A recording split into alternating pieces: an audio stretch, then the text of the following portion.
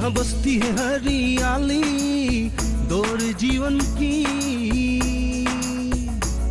जहाँ लहराती है फसलें सुनहरे प्यार की। वो स्वर्ग से सुंदर धरती मेरे गांव की, वो स्वर्ग से सुंदर धरती मेरे गांव की।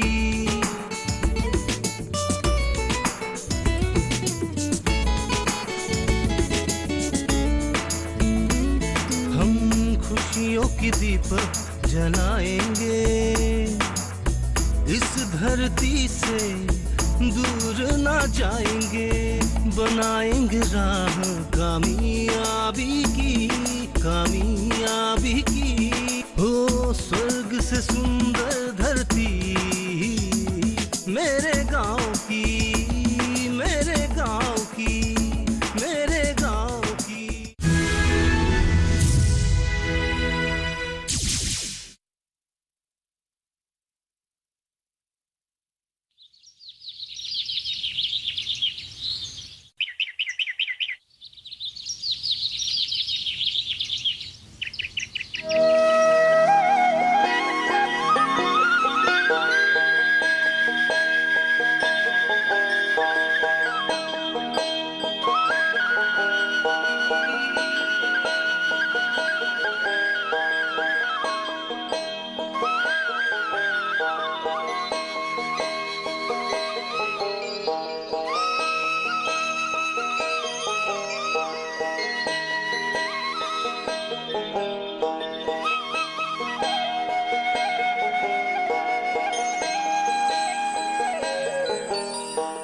दिगंता, अरे दिगंता।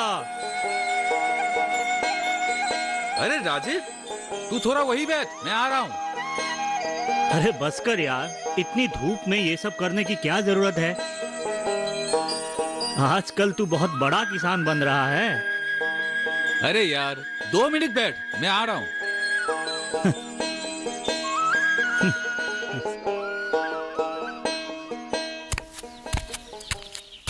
अरे राजीव, तुझे कैसे पता चला कि मैं यहाँ हूँ? अरे तेरा घर गया था। अच्छा? हाँ, और तुझे फोन भी किया था, लेकिन तेरा फोन तो घर में ही है। ये सब काम करने से मोबाइल रिसीव करना थोड़ा मुश्किल होता है। एक बात बता, तू हमेशा ऐसा ही रहेगा क्या? ऐसे ही मतलब? मेरा मतलब है ये जो ट्रैक्टर, हल, बीज, पौधा, ये स्प्रे मशीन, इन सब के बीच में ही रहेगा क्या? राजीव, तू कहना क्या चाहता है? मैं समझा नहीं। तू भी ना।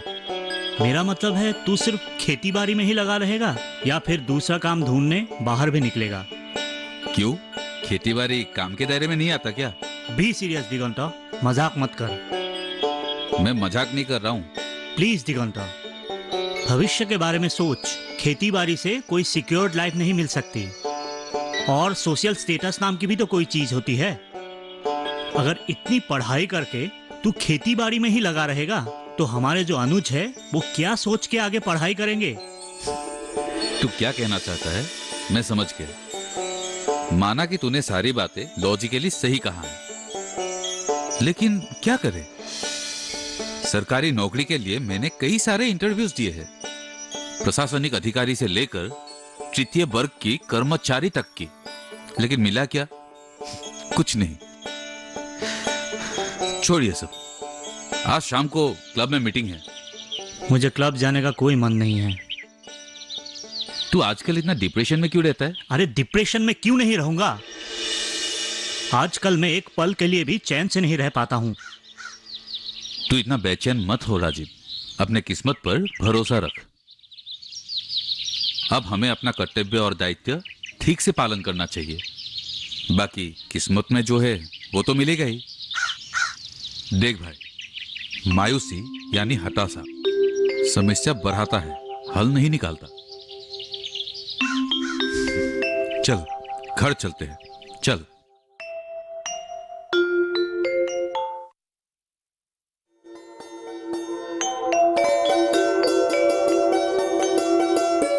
सावित्री, आ गए आप? हाँ खाद लाए हैं?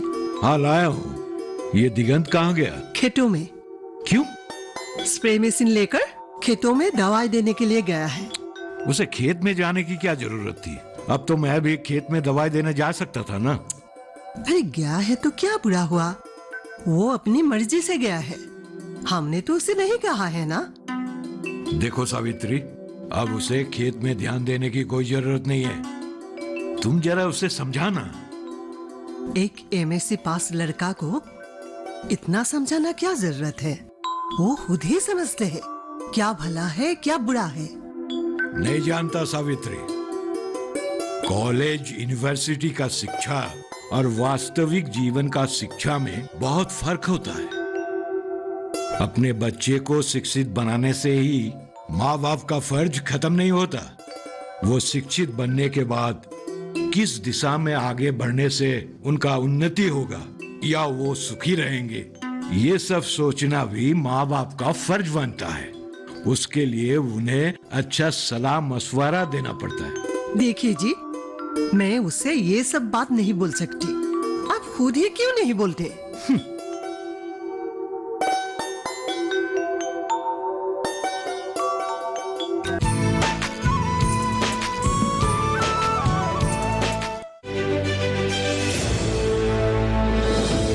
खुशहाल होंगे खेत, पशु भी रहेंगे स्वस्थ। सरकारी स्कीम का होगा लाभ, जब एक्सपर्ट्स का मिलेगा साथ, किसानों के सवाल विशेषज्ञों के जवाब, अब सिर्फ एक फोन कॉल पर। देखिए अपना खास प्रोग्राम। हमारे टोल फ्री नंबर हैं 1800-113060, 1800-113061। हेलो किसान, सोमवार से शुक्रवार शाम 6 बजे सिर्फ दूरदर्शन किसान पर।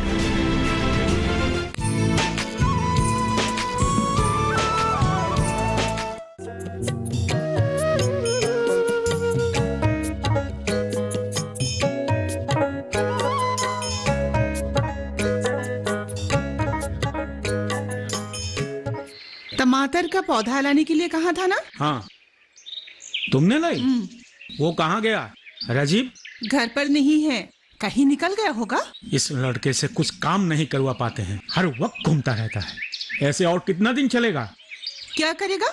इतना पढ़ाई लिखाई किया, नौकरी ढूंढ रहा है, मिला नहीं। इसका मतलब ये तो नहीं कि आपके साथ खेती बाड़ी करने लगे। खेत में थोड़ा बहुत काम कर लेने से उसकी पढ़ाई की डिग्री खत्म नहीं हो जाता। ये तो कहीं भी नहीं लिखा है कि पढ़ाई लिखाई के बाद खेती करना मना है। नौकरी नहीं मिलने से दूसरा काम करके गुजारा तो करना ही पड़ेगा ना। ये सब तुम्हारी वजह से हो रहा है, तुमने ही बिगड़ कर रखा है उसे। आप हर वक्त मेरा खामियां निकालते रहते हैं। आपकी वजह से आज इसका ये हाल हुआ है। जब उसको नौकरी के लिए पैसे की जरूरत पड़ी थी तब आपने क्या कहा था, आपको याद है? हाँ हाँ, मुझे याद है। अब भी कहता हूँ, 2 वक्त की रोटी देने वाले जमीन बेच के किसी अनजान दलालों की हाथों एक नौकरी के लिए पैसा देने वाला मूर्ख मैं नहीं हूँ। क्या गारंटी है हाँ वो नौकरी मिलेगा कि नहीं? कितनों का पैसा बर्बाद हो गया है, ना नौकरी मिली ना पैसा। अब ये बकवास करने से कुछ फायदा नहीं होगा। लड़के को थोड़ा सा सुकून से रहने दीजिए, वक्त आने पर सब कुछ समझ जाएगा, क्या सही है क्या गलत। अभी भी मेरे पास जितना जमीन पड़ा है उसे अगर ठीक से काम में लगाए तो नौकरी की ख्याल छोड़ के आराम की जिंदगी गुजर सकता है। इसका मतलब आप उसको किसान बनाने के लिए इतना पढ़ाया है? अब ये सब बातें करके उसका दिमाग मत चाटिए। अच्छा, अभी खेती करना बुरा काम हो गया? मुझे भी तो पुलिस की नौकरी मिली थी, मैंने तो मना कर दिया। अभी खेती बाड़ी करके ठीक ठाक गुजारा कर रहा हूँ ना। आपके जैसा भूल सब लोग नहीं करते।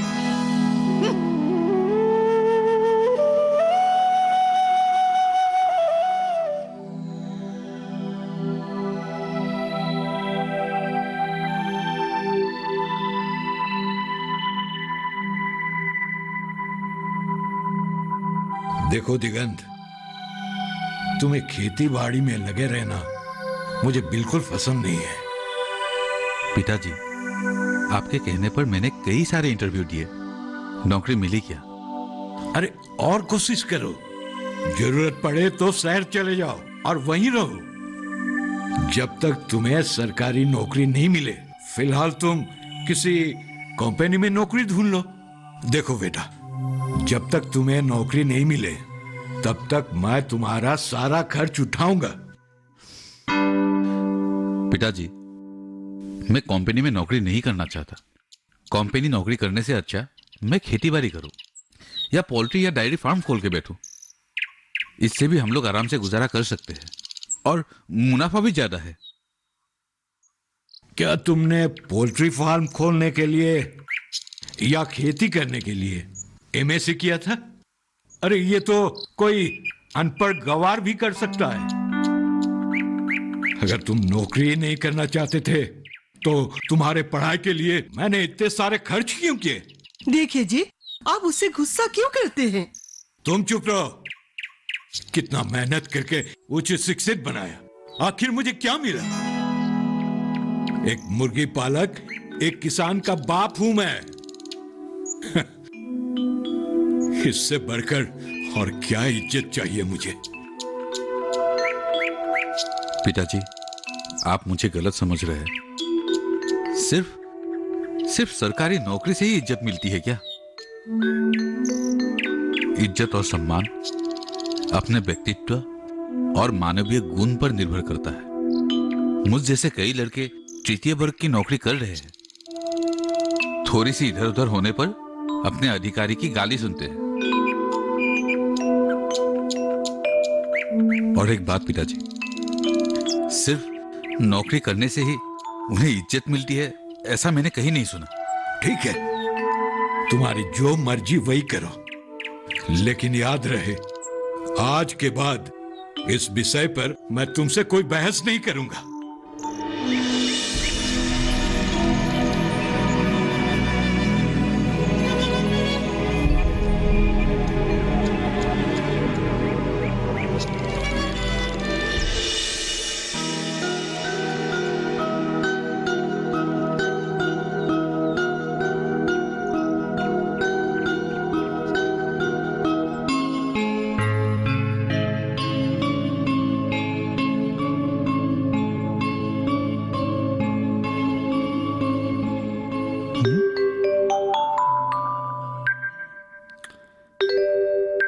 एक निजी संस्थान में कुछ फील्ड ऑफिसर्स के पोस्ट खाली हैं। इसके लिए इच्छुक प्रार्थियों से आवेदन प्रपत्र मांगा गया है। प्रार्थियों को स्नातक या तो स्नातकोत्तर होना जरूरी है, साथ में कंप्यूटर ज्ञान भी। यस,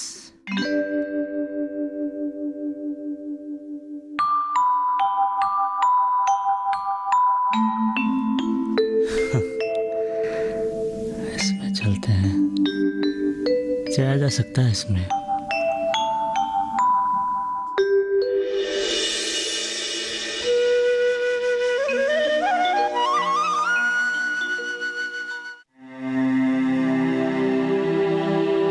इसका मतलब तू शहर जाना चाहता है कंपनी की नौकरी करने? अब तक नहीं मिला पिताजी, पहले वहां जाना पड़ेगा, बातचीत करनी पड़ेगी, फिर इंटरव्यू। ऐसा एडवर्टाइजमेंट तो रोज अखबार में आता है। पिताजी, ऐसा नहीं है। इस बार जो निकला है वो फील्ड ऑफिसर का पोस्ट है और मेरे ख्याल से सैलरी भी अच्छी होगी। मैं दिगंतो को भी बोलता हूँ, अगर वो भी जाना चाहे तो। दिगंतो नहीं जाएगा। क्यों? आपको कैसे पता? वो तेरे जैसा फालतू में वो जया नहीं करता। आपको हो क्या गया है? लड़के को हमेशा घर में बिठा के रखेंगे क्या? वो जाना चाहता है, जाने दीजिए ना। पिताजी, आप कह रहे हो ना कि दिगंतो नहीं जाएगा? आप देखते रहिए, मैं बोलूंगा तो वो जरूर जाएगा। ठीक है, तू कह के तो देख।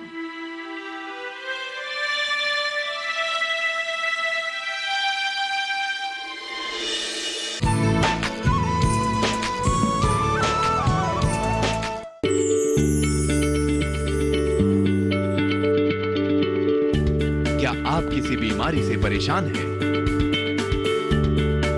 चाहते हैं डॉक्टर की सलाह, तो हम हैं आपके साथ, बताएंगे आपको जीने की राह। समस्याएं आपकी, समाधान देश के मशहूर विशेषज्ञों के। घर बैठे बात करें देश के जाने माने डॉक्टरों से। हमारे लाइव प्रोग्राम स्वस्थ किसान में हर शनिवार शाम 6 बजे से 7 बजे तक।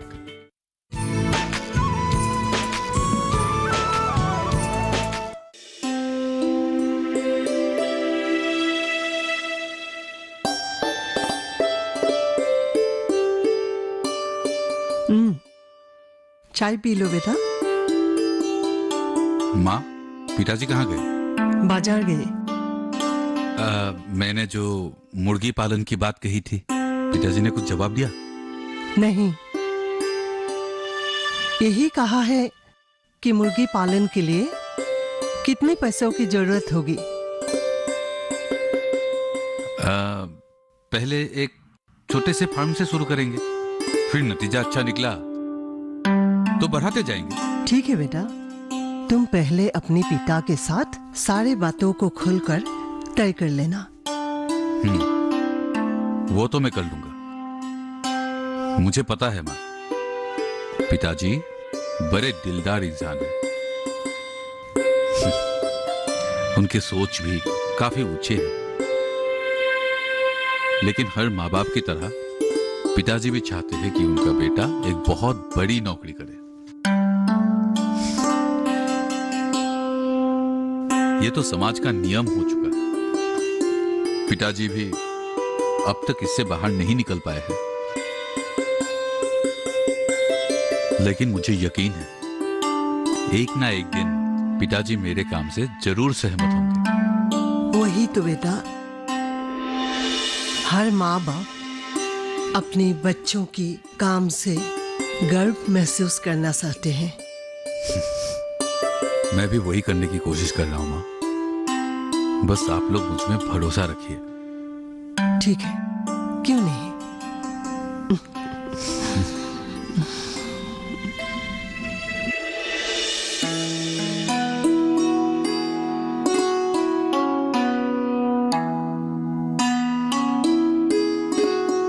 माँ, आई बेटा। बेटा दूध पी लो। रुको।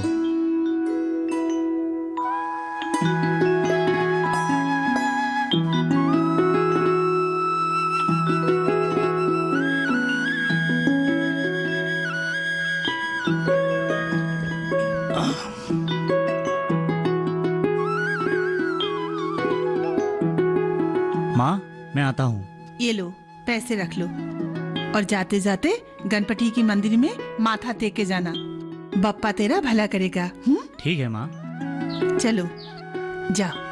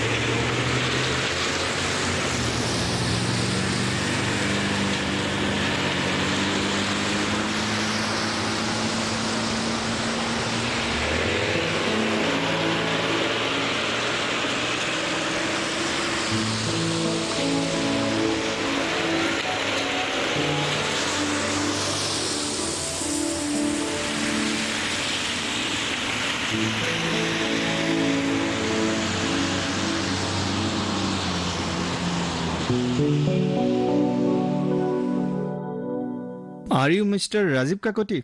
Yes, sir. Please sit down. Thank you, sir. Show me your testimonials. Yes, sir.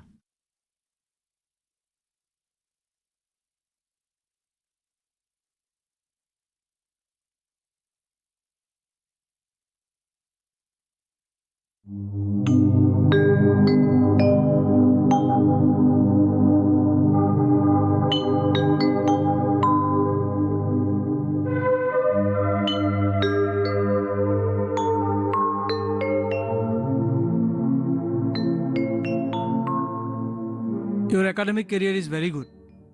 आपने दूसरा जॉब के लिए ट्राई नहीं किया? किया था सर, लेकिन हुआ नहीं। आजकल सरकारी नौकरी मिलना बहुत मुश्किल है सर। हम आपको सिलेक्ट कर सकते हैं, but will you able to perform your duty properly? Yes sir, मैं कोशिश करूंगा। देखिए राजीव जी, आप एक क्वालिफाइड लड़के हो, तो आपको पता ही होगा कि कॉर्पोरेट सेक्टर की एम्प्लॉइज का काम थोड़ा अलग होता है। आपको सुबह 9 बजे ही ऑफिस आना पड़ेगा, और चाहकर भी आप 5 बजे यहां से निकाल नहीं पाओगे। कभी 7 बज सकते हैं और कभी 9 बजे तक आपको काम करना पड़ेगा। बेसिकली आपका पोस्ट फील्ड ओरिएंटेड है, so you have to work in the field and office as well. कर पाओगे? यस सर, बेशक कर पाऊंगा।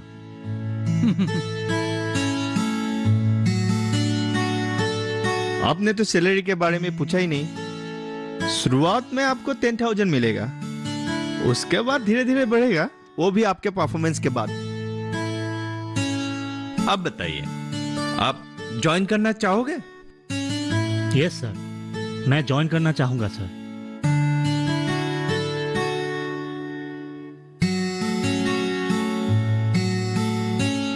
ठीक है, कल सुबह आप 9 बजे ज्वाइन कर लीजिएगा। Thank you sir. You welcome. Sir अब मैं चलूं? ठीक है, you can leave now. Thank you sir.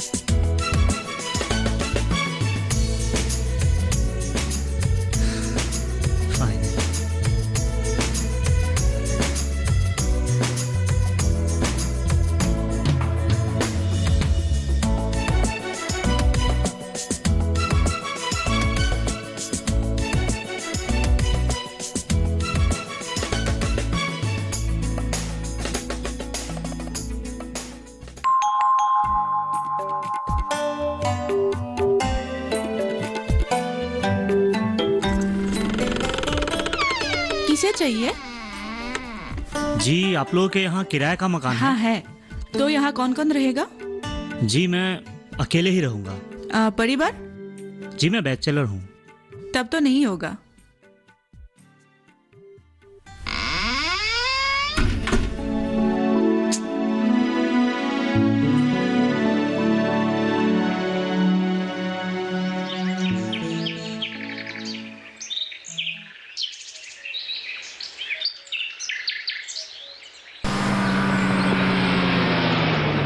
हाँ चौधरी जी बोलिए।